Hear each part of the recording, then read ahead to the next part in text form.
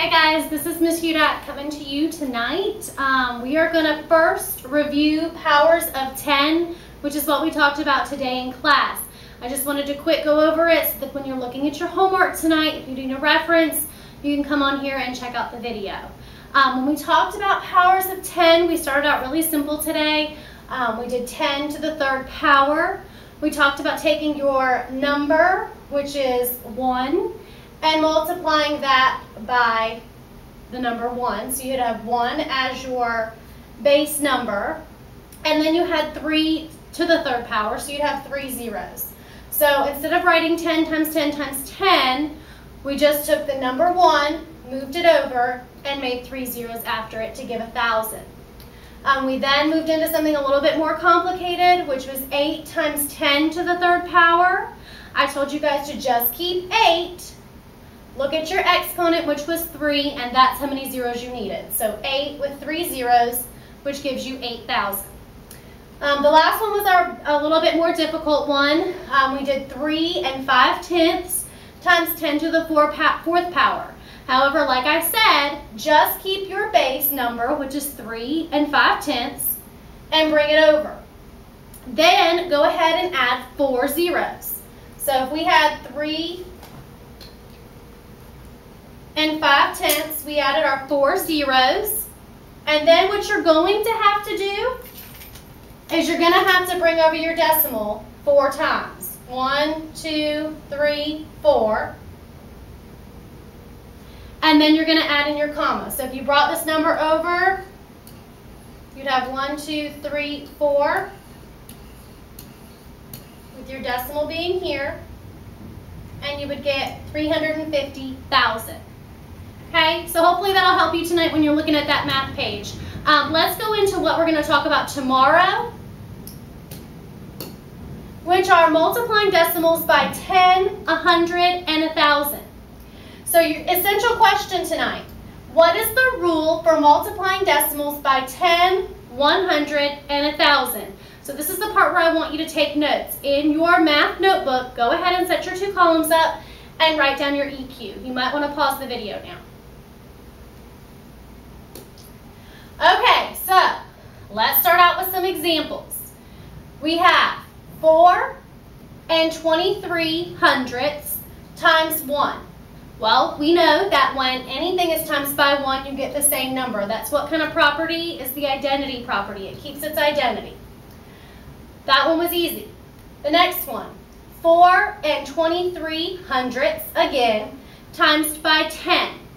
This is where things get a little bit tricky, but we worked a lot with it today, so I think that you'll be able to understand this with moving the decimal. When you have a number like this, multiply by 1, which is your 1 here.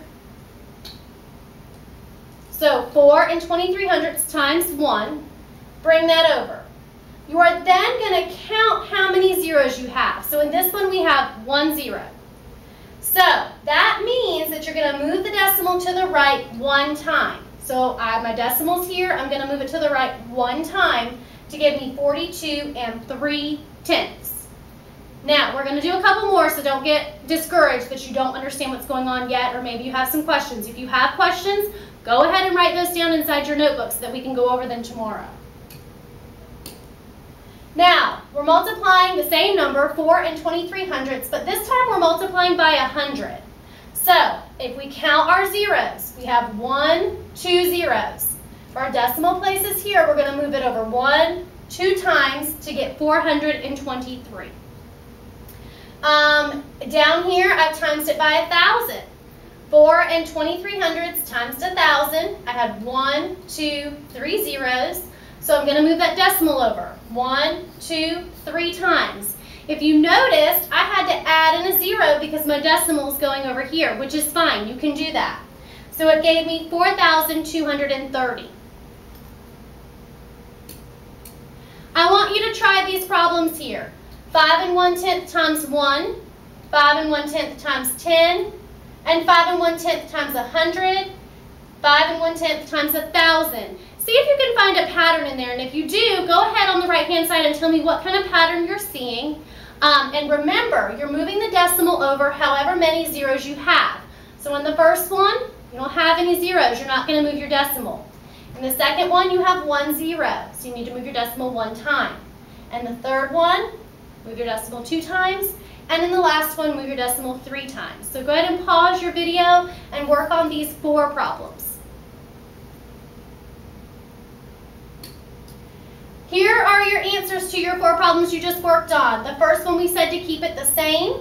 The second one, we moved our decimal over 1, giving us the answer of 51. In the third one, we moved it over twice, making us add a 0 in, giving us 510. And in the last one, we moved our decimal over 3 times because we had 3 zeros, giving us 5,100. What about this one? This one doesn't have a whole number, and we have a decimal in there. If we multiply it times 100, how many zeros do you see in 100? You have 1, 2 zeros. So you're going to take your decimal over and move it 1, 2 times, giving you the answer of 67 and 8/10. I hope this helped you guys understand a little bit about what we're going to talk about tomorrow and have you review powers of 10. Get your notes copied down, and I will see you in the morning.